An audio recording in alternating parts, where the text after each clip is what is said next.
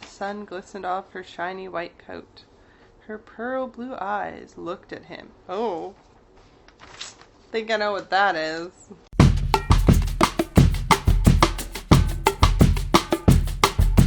This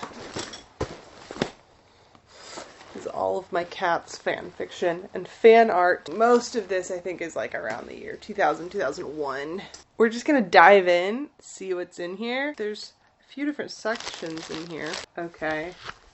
We've got a cat's crossword from some fan site. We've got some printed from the internet makeup charts. A lot of stuff printed from fan sites. Don't know what website this is. But the date is January 22nd, 2000. I did my own production of cats the summer of the year 2000. So that checks out. There's a lot of stuff in here of our cast. Next, there's this. I think it's just like loose papers. Yeah, like little random vignettes of writing. Oh, this is interesting. Some old art. I don't know. Should I go through all my art in a video? There's this binder. Oh look, old CCDB business cards. So this is from my sort of cat's resurgence. Post-college, I decided to get back into it and try and write my fan fiction, like rewrite it. I think what I did is I had two fan fictions. I had one that took place after the events of the Jellicle Ball in the musical Cats, filled with OCs and offsprings and, you know, all that, which is the first one I started originally. And then I had another one, which was the origins of the Jellicle Junkyard. So, like, a few generations, oh my goodness, a few generations earlier. And that's the one I was trying to, like, get back into writing post-college with my friend Julie, whom I was speaking to on Skype last night with my other friends from high school who were in my production of cats, which was lovely.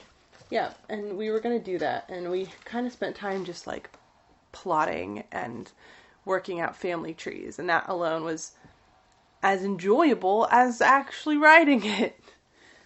So that's what this folder is. Full color art of various characters. Yeah, just colored pencil on printer paper. My style, because again, I'm not really an artist. And then of course some original characters from that story. Shall I go into them in my original character video? We'll see. And then a lot of loose papers, kind of going through, like we had all these like years planned out. And like who went to the heavy side each year, who did like the mating ritual dance during the ball each year, who was in the tribe year to year, what age they were. Wow. Like there's just pages and pages of this planning that we did. Like, I don't even know if I could make sense of it. I mean, I probably could if I spent time. And then, like, the tribe just kept getting bigger. Like, look at this. Yeah, it goes from year 1 to year, like, 25, I believe. Or I think year 24 was the year that, like, was the musical in our versions. Some like unfinished art.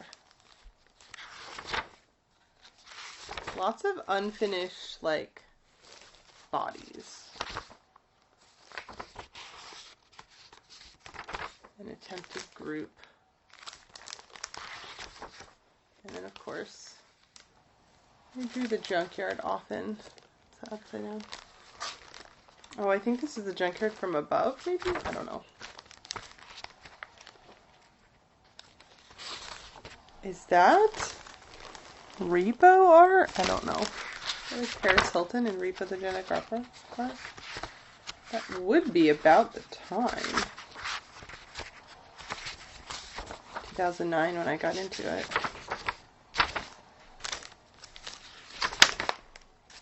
Oh yeah, failed Starlight Express Cats crossover art. That would have been really cute if I had actually finished it. Yeah, lots of unfinished things. Maybe I should go in and try and finish them as a challenge. That would be an interesting challenge. Finish your old unfinished art. And then, okay, last but not least, this Amoeba Music bag from Hollywood that I kept because it was so cool to go to Amoeba Music. And inside is things that are much older than this Amoeba Music bag. And that is the stuff from high school. Oh, wow. I recently asked my friends who kind of wrote this along with me if they had any of their art, or I think I was the keeper of the fiction, the actual writing, but a lot of my friends drew art. And I don't think they have anything anymore. Or if they do, it's far, far more inaccessible than mine.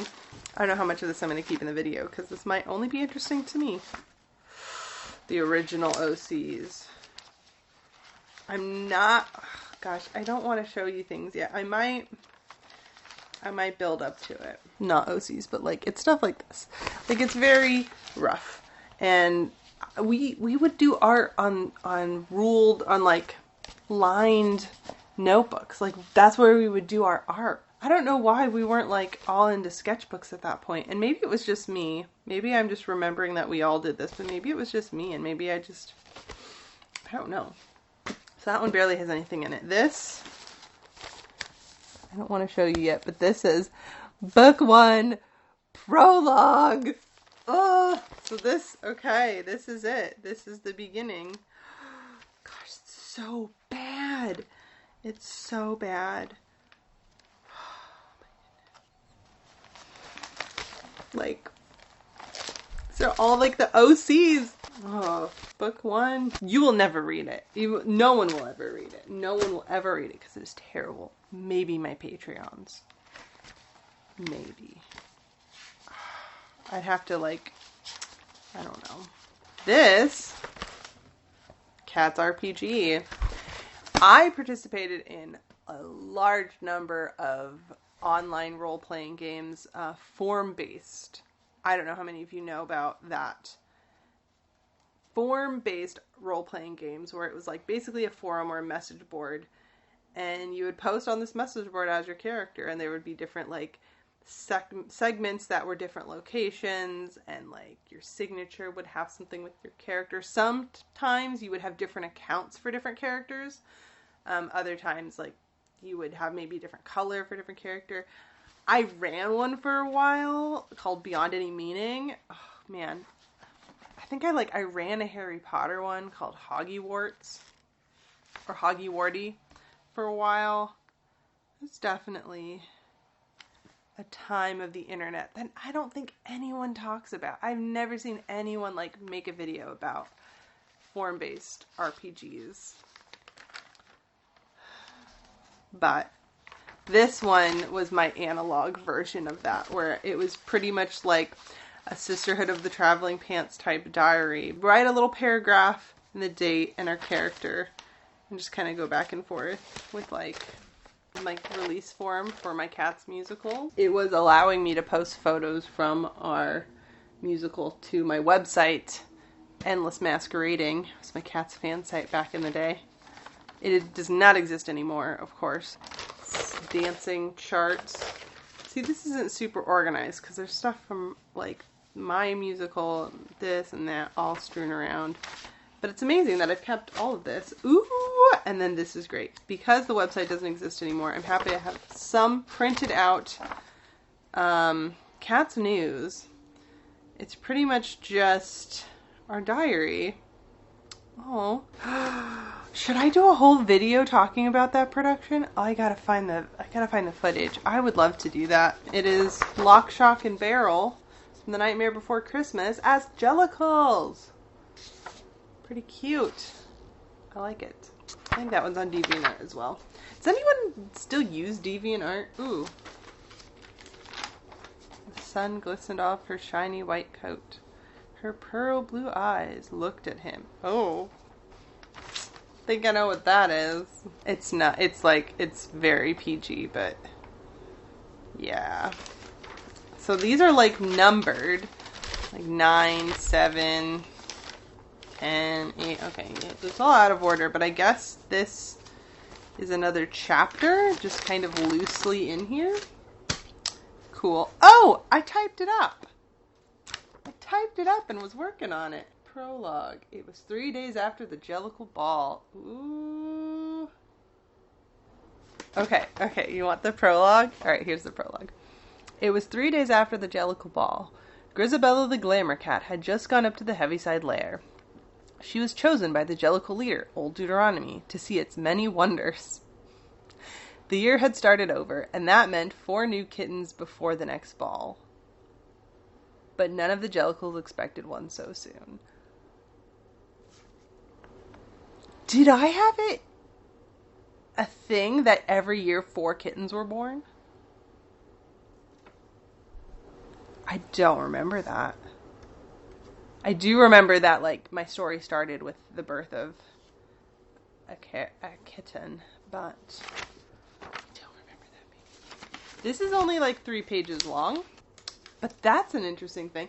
If you'd like more, become a Patreon and then bug me on Patreon to show you more. And what is this? What is this? A taped together list. It's like another like birth order list. Or like age list of the characters. So there's so much stuff like this. There's so much stuff like this. That I don't even know, man. It's more art. Just like so much. And the thing is, it's interesting. There's not a lot of this on the internet. Like, I kept this physical and, like, with my friends. So, like, I don't know, there's so much history of the Cats fandom on the internet that, like, you can go back and see. And, like, a lot of it has become part of the lore. And I feel like so much of my stuff is a part of the lore for me personally. But, like, no one's seen it. You know? I don't know. And I think for a while that's what I preferred because it was for me, you know, it was mine, it was for me, it was my own thing. Yeah. I have no idea who this is at all. Here's an OC. I made a webcomic as well. It's not good, but it exists. And I don't know if it was ever on the web or if it was just I was reading webcomics, so I made my own and just didn't post it to the web. History of Cats. Printed off a fan website. We're getting near the end, you guys. So this notebook, this is the original form of the prequel. World info. 4 parts to a Jellicle year. Spring, summer, fall, winter. In that order. Interesting. This is all plotting stuff. It's like facts and like planning. Yeah. The years. Writing down the years, each season, and like the major plot elements that happen. Last thing. My main OC's family tree. Like these are mostly original characters.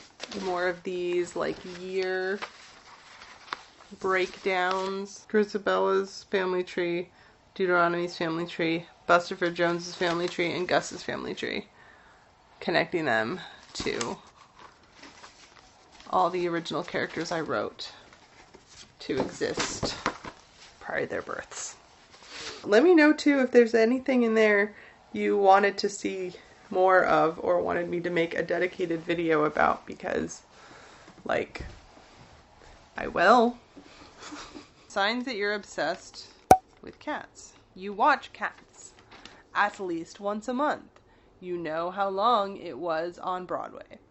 You know all of the characters' names and personalities. You have done or attempted a Cats play with your friends. I was a very unique child.